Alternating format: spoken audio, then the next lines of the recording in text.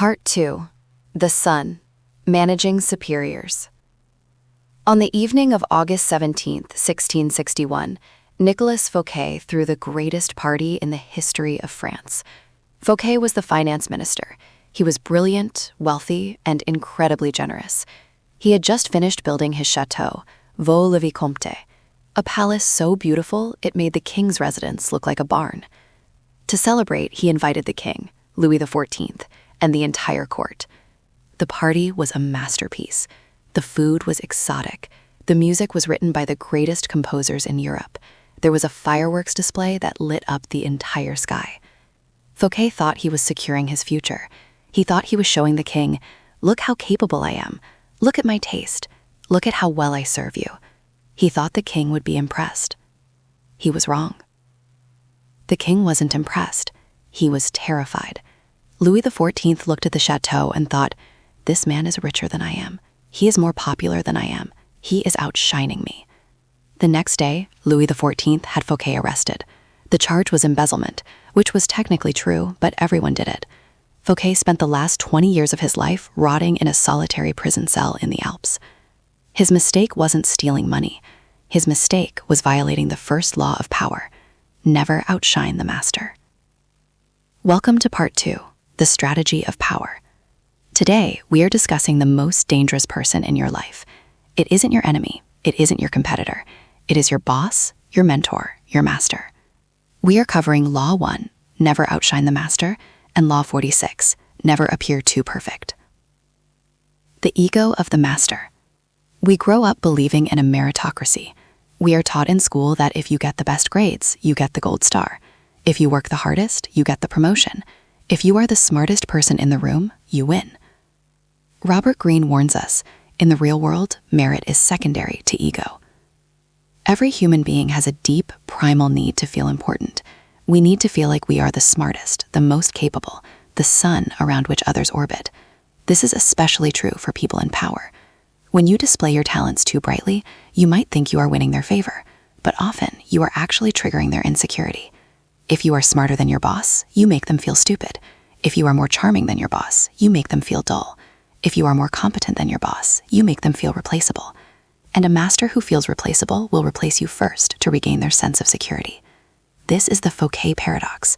The better you are at your job, the more danger you are in, unless you know how to manage the ego above you. The two types of masters. To navigate this, you must identify what kind of sun you are dealing with. Type A, the insecure sun. This master is deeply fragile. They need constant validation. If you have a good idea, they steal it. If you get a compliment from a client, they scowl. Strategy. You must play the naive child. Make mistakes on purpose, small, harmless ones, so they can correct you. Ask them for advice on things you already know the answer to. Let them feel like the teacher. Don't say, "I solved the problem." Say, "I used your advice from last week and it worked perfectly." Type B, the falling sun. This master was once great, but is now declining. They are older, slower, and out of touch. Strategy. This is the most dangerous zone. If you show off your modern skills, tech, new trends, you remind them of their age. You remind them of their mortality. You must frame your new ideas as extensions of their old wisdom. Don't say, "This is the new way to do it." Say, "This is just a modern application of the principle you taught me years ago." Tactical dimming, how to hide your light. So does this mean you have to be mediocre? Does this mean you can't be great? No, it means you must be cunning. You can be a genius, but you must cloak your genius in a way that flatters the master. Here are 3 tactical ways to outshine without getting burned. 1. Attribute your success to their mentorship. Whenever you achieve a victory, immediately pivot the credit. Galileo was a master of this. When he discovered the moons of Jupiter, he didn't name them after himself. He named them the Medicean stars after the Medici family, his patrons. He said, "These stars represent your glory, not mine."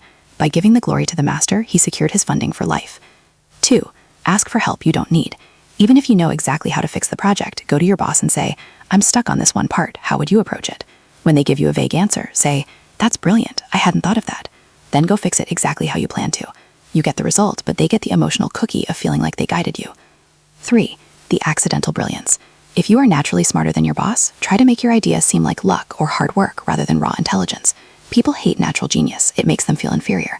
They respect grinding. If you solve a complex math problem in your head, pretend you spent all night working on it. It makes you seem less threatening. Law 46. Never appear too perfect.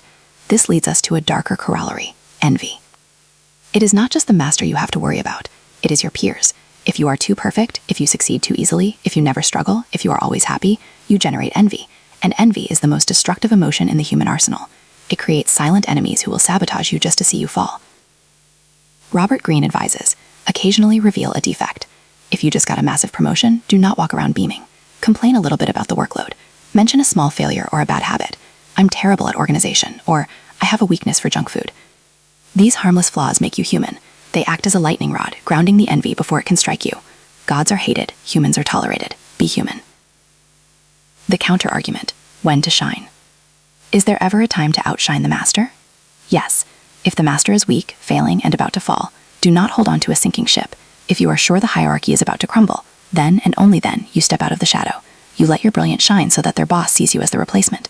But be careful. If you miss and the master survives, you are Fouquet. You are in the dungeon. Modern application, the credit thief. We've all had the boss who steals our credit. You do the work, they present the slide deck, and they take the applause. Your instinct is to fight. You want to send an email saying, "Actually, I did that." Don't.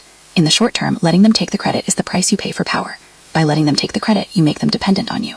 They know deep down that they cannot do it without you. You are building a web of dependence, which we will cover in part 5. Eventually, when they are promoted, they will pull you up with them because they need their brain to come along. Or, if they are truly incompetent, you wait. You let them take the credit until the project that is destined to fail comes along. Then you step back. You let them take the credit for the disaster too. Summary for part 2. The sun is powerful. It gives life. But if you fly too close, it melts your wings. Your goal is to stand in the warmth of the sun, not in its path. Make your masters appear more brilliant than they are.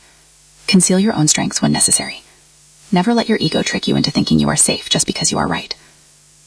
Nicolas Fouquet died in prison because he needed to be the center of attention for one night. Don't be Fouquet, be Galileo. In the next part, we are going to talk about the only asset you truly own. It is the shield that protects you when you make a mistake. It is the weapon that enters the room before you do. We are going to talk about reputation. I'll see you in part 3, the shield.